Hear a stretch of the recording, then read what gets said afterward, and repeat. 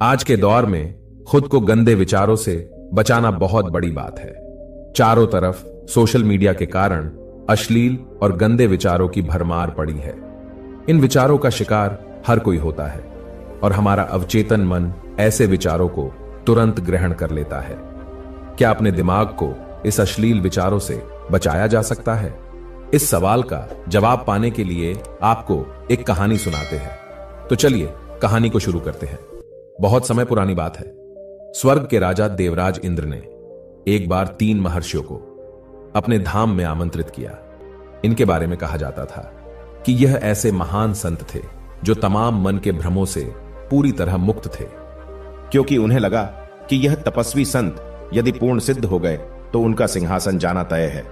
अब इंद्र देवता तो इंद्र देवता ठहरे। फिर उन्होंने स्वर्ग की सबसे खूबसूरत अप्सरा उर्वशी के साथ मिलकर ऋषियों को माया के वशीभूत करने की योजना बनाई। इन महर्षियों को स्वर्ग बुलाया गया। ऋषि स्वर्ग पहुंचे। फिर देवराज इंद्र ने उनकी खूब आवभगत की, उन्हें आदर पूर्वक बैठाया। फिर इंद्र की सभा में अप्सराओं का नृत्य प्रारंभ हुआ। अप्सराओं का यह नृत्य इतना मनमोहक था कि देवराज इंद्र भी मोहित हो रहे थे, क्योंकि अप्सराएं आज कुछ अलग ही रंग में थी। अप्सराओं ने सुंदरता की सारी सीमाएं लांघ दी थी। समय निकलता गया और बाकी अप्सराएं नृत्य के मंच से अलग होती गई। अब मंच पर सिर्फ और सिर्फ उर्वशी ही नाच रही थी। उर्वशी ने अपने सौंदर्य का जाल फैलाना शुरू किया। वह एक एक करके अपने वस्त्र निकालती जा रही थी। तभी एक अर्षि विचलित होकर बोले, कृपया यह सब बंद कर दें, यह अश्लीलता है। दूसरे अर्षि ने कहा, आप यह क्या कर रहे हैं? नृत्य बंद नहीं होगा। उर्वशी जो कर रही है उसे करने दे। आपको यदि कोई समस्या है तो आप अपनी आंखें बंद कर लें। फिर उस ऋषि ने आंखें बंद कर ली, लेकिन बंद आंखों में भी उन्हें उर्वशी ही उर्वशी दिखाई दे रही थी। जो उर्वशी उन्हें बंद आंखों से दिखाई दे रही थी वो और ज्यादा खूबसूरत थी।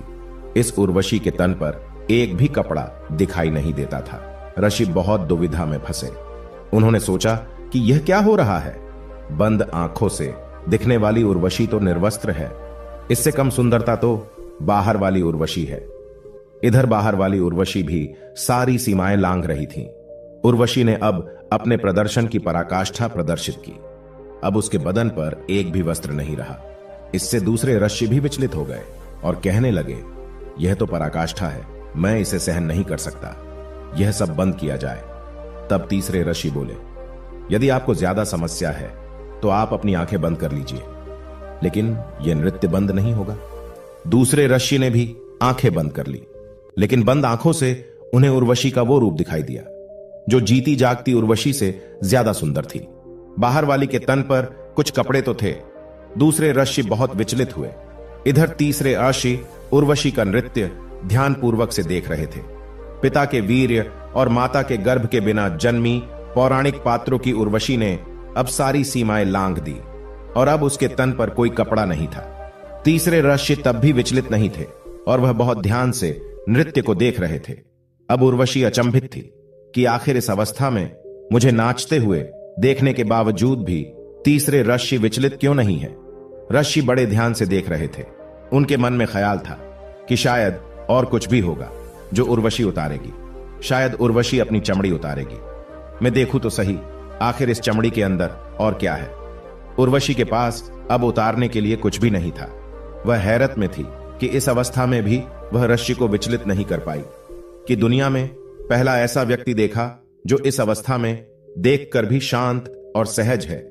वह ऋषि के सामने नतमस्तक हो गई। गंदगी दृश्य में नहीं होती है, बल्कि हमारी आंखों के पीछे मौजूद हमारी अंतर्दृष्टि में होती है।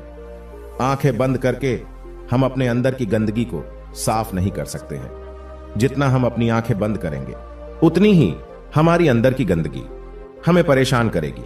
आप अपने आप को शुद्ध सात्विक कहते हैं, लेकिन बाहर का दृश्य देखकर आपके अवचेतन मन को सांप सूंघ जाता है। खुद को सकारात्मक कहते हैं, लेकिन बाहर की नकारात्मकता आपको हिला देती है। यकीन मानिए, यदि आपको बाहर की नकारात्मकता, अश्लीलता से असहजता होती है, जिसका कारण है आपके अंदर की गंदगी, जब तक आप अपने अंदर की नकारात्मकता को बाहर नहीं निकालेंगे, तब तक आपको बाहर के दृश्य विचलित करते रहेंगे।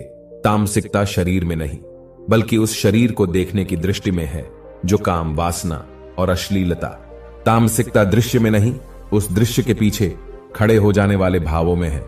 इसलिए अपने चश्मे को बदलिए, दृश्य अपने आप ही बदल जाएंगे। अपनी दृष्टि को बदलिए, एक भी अश्लील विचार नजर नहीं आएगा। ठीक उस तीसरे ऋषि के लिए सब कुछ सत्य था, इसलिए वह विचलित नहीं हुए। जो डगमगा गए वह ऋषि अब भी इस विशाल संसार में भटक रहे हैं। दोस्तों, आपको यह कहानी कैसी लगी हमें नीचे कमेंट बॉक्स में कमेंट करके जरूर बताएं। सुनते रहिए। धन्यवाद।